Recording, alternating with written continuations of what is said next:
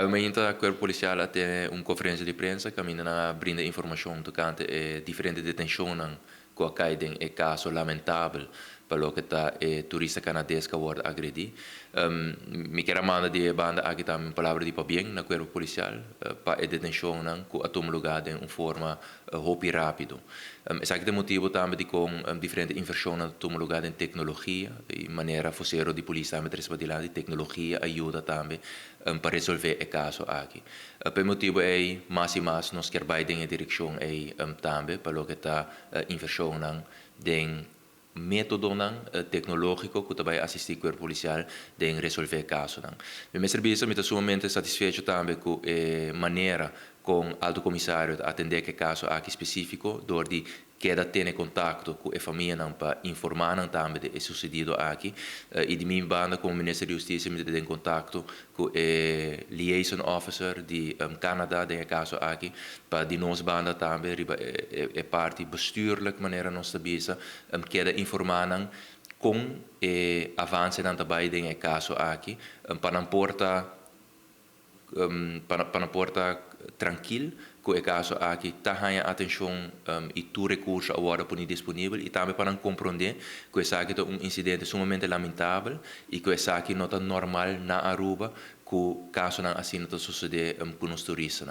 A minha serviço aumenta também nós reunir com o alto comissário, com o CETAR também, tem caso aqui, para seguir invertir tem a câmara de surveillance projeto, para assim nós conseguir elevar a segurança, entre outros, tem a área turístico. Está assim com outros simão diferentes fases para o que o projeto aqui está aprovado e de forma é também cada 2 semanas lo sigue que a reunião for o nosso ministério, com o alto comissário e com o CETAR para a execução de demais câmaras aqui, tem a área turística, mas também para fora aqui, entre outros, tem a área de bem-estar de São Nicolás. Vez mais, nós queremos uma palavra de bem na corpo policial, nos tour, me queremos ir para o nome da comunidade apreciar o esforço e trabalho com a gente. De outra banda, também nós queremos mensagem para toda a gente que o tipo de acto aqui não lo pode tolerar door de autoridade e pero todo recurso lo pode disponível para mais ligeiro possível nos percurar para hanya saking ahasi acto aqui e detener e obviamente também o Ministério Público lo hasi turcos no su alcance para percurar para pessoas aqui vão perseguir também depois. Por último, toch, me quero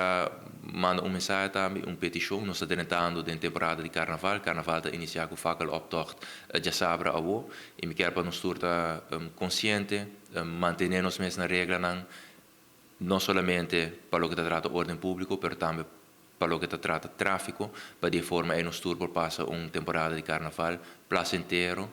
sem incidente.